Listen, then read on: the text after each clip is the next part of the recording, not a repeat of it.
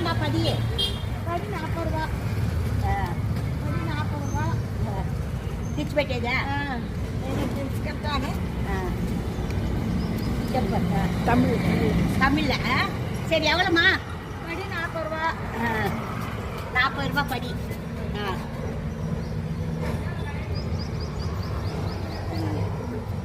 அது எவ்வளோ? படி 40 ரூபா. படி 120 ரூபா. சரி